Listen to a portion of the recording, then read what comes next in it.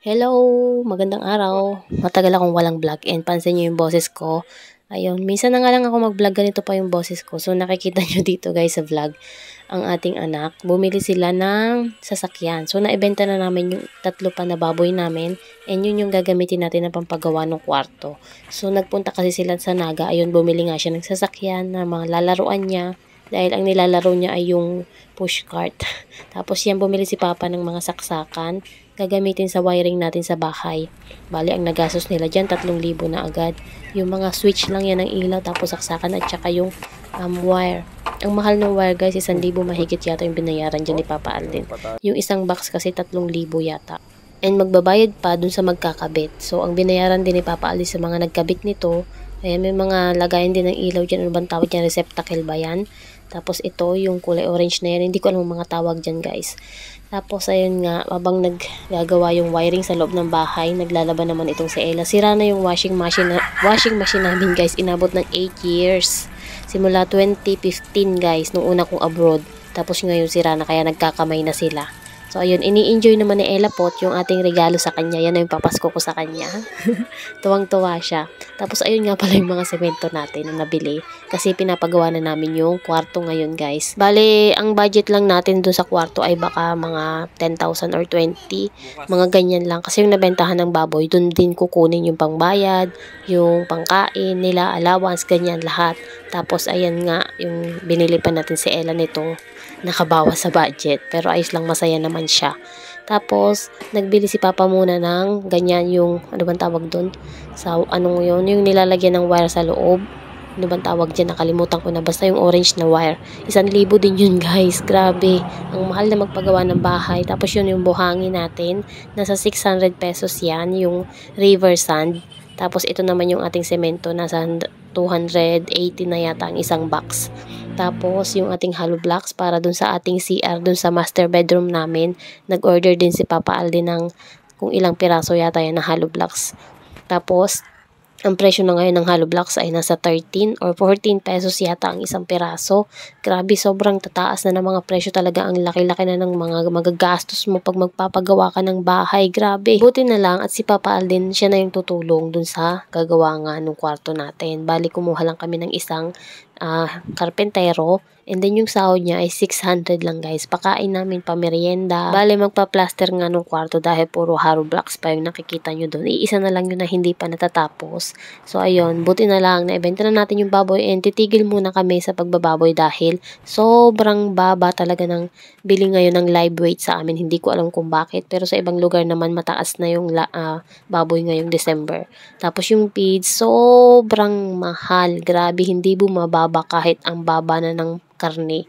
Yung feeds talaga hindi nagbabago yung presyo. Kaya titigil muna kami sa pagbababoy. So mag-iisip pa ulit kung ano pang ulit ininegosyo ni Papa Alden na gusto niya. So ngayon, makakapag-focus muna tayo dito sa ating kwarto kung anong pang kulang na ipapagawa natin. And ipapaplaster ko muna lahat guys kasi yung likod namin, yung pader, hindi pa rin yung napaplasteran or nafi-finish. So rough finish lang yung labas namin kasi ipapa-skim coat na lang daw sabi ni Papa Alden. Mas maganda ba guys yung skim coat na lang o ipapa-finish din natin ng semento? Or yung pader bang, ibig ko sabihin. Yung kwarto kasi na rough finish na lang kasi skim coat na lang daw eh. So after natin magpa-plaster nung palibot ng bahay, ipapa-skim coat ko na rin yung dingding pati sa loob para medyo mahal nga lang yung skim coat at maraming kailangan yan. Pero ayos na din kahit wag mo nang pinturahan muna kasi meron naman na siyang kulay puti na siya yung skim coat. So mas madali-dali sigurong mas malinis-linis tingnan ba tsaka maliwanag sa bahay kahit papaano kahit wala munang pintura. Bali si Papa Alden ang nag-video nito guys kaya ganyan patayo yung cellphone niya kasi pina-upload ko rin siya sa Facebook. Ayun, maliit lang tuloy yung napapanood nyo. Pero inabot din pala ito guys yung kwarto ng 4 na araw yung pagpapagawa kasi yung bintana tapos yung CR ipina-finish ko na rin. So, bali, yung likod na lang talaga yung kulang natin. Simpleng kisame lang din ang ipapalagay ko dyan. Ayoko na masyadong maarte. Basta ang importante, matirahan mo na komportable ka para hindi rin masyadong mahal. Kasi pag masyadong mong inartehan, parang ang laki na magagastos mo, baka kalahating milyon, kulang pa dito kung masyadong maarte yung bahay. Pero yung simple lang, yung sakto lang ba na makomportable ka ng magandang tingnan. Bale, ang sukat pala nitong kwarto namin guys ay 4x4. So, hindi ko alam kung ano yung meters ba yun. Basta apat, 4x4. Tapos yung ibang mga kwarto, 3x4. Tapos yung sala namin, mas malaki yung sala namin guys. 3x5 yata. 4x5, mga ganun. Mas malaki. Ang laki, pinakamalawak yung sala ko na, napagawa. Ewan ko ba. Sila yung nag-decide niyan eh. Hindi naman ako, hindi ko naman alam mga sukat-sukat. So, yung, bayaw ko yung gumawa nitong bahay, yung pinakauna. So, siya yung nag-decide ng mga size. So, ayan yung ating pader. Ito yung magiging kwarto namin ni Papa Alden. Tapos, dyan yung aircon natin. Wow, masarap mangarap, no? Nakikita ko na yung tulugan namin pag uwi. Sabi ko pa sa kanya, ayusin nila yung paggawa kasi pag uwi, kailangan dyan na tayo tutulog. Tapos yung mga bata, sabi ni Ella, Mama, Papa, tulog dito? Sabi niya gano'n, dito na daw kami tutulog. Oo, doon ka sa ate mo tutulog. So, ayun, mahirap pala yung mga ganyan guys na gawin, yung kantuhan. Diyan sila medyo nagtagal, pati yung bintana, nakita nyo. Yung mga kantuhan na yan yung matagal na ginawa. Kasi, syempre, kailangan ayos yung sukat din niya. 120 o 120. Yan pa yata yung standard ng bintana. So, isa pa yan sa iniisip ko na hindi pa natatapos pati yung pintuan nitong kwarto. Yung mga bintana namin guys, dalawa pa lang yung mayroong sliding. So, isa pa yan sa malaking gastos din. So, ito yung likod namin. Tingnan nyo, hindi pa rin siya tapos, diba? Yung anong tawag dyan? Plaster na tinatawag. Hollow blocks pa rin, diba? So, ayan pa yung isa sa magastos. Simula dyan, hanggang doon sa may kabila, bali dalawang side pa yung hindi na finish. Pero yung sa harapan namin, na siya, na rough finish na siya. Maganda rin talaga kapag nakukuha mo na karpentero ay mabilis kumilos. Guys, kasi 4 na araw lang natapos niya na lahat. Lahat ng loob, CR, pati itong bintana. 2 bintana kasi yan guys, pati sa CR din. Natapos niya din. So, mas maganda kapag mabilis yung gagawa nung bahay mo. Yung hindi patama sa oras ba, yung tinatagalan. Syempre, kasi arawan ba naman. Syempre, pag mas matagal mong ginawa, mas malaki yung kita mo. Pero siya hindi. Talagang sulit naman yung bayad mo. At saka maganda rin naman yung nagawa.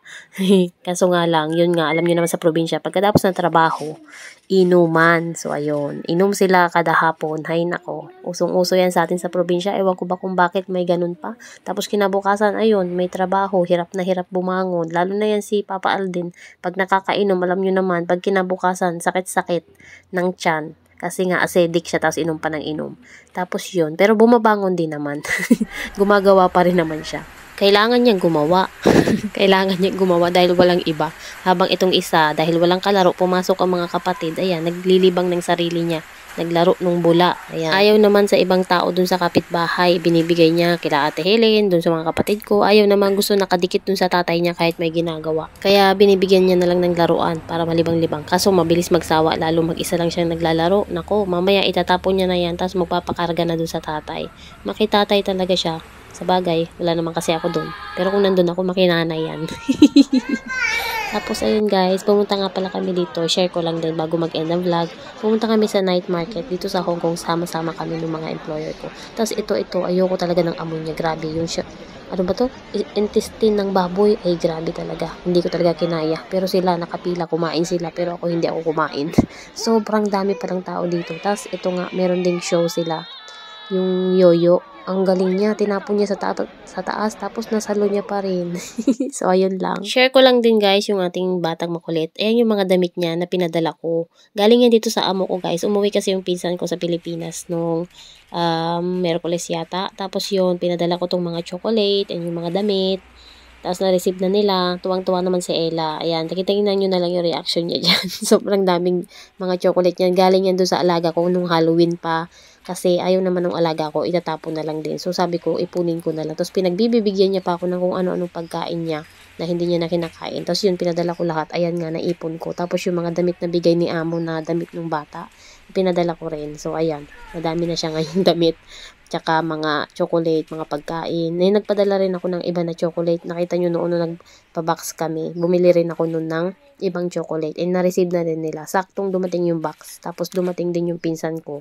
Kaya ayun, pumunta sila doon para kinuha nila yung mga package na padala.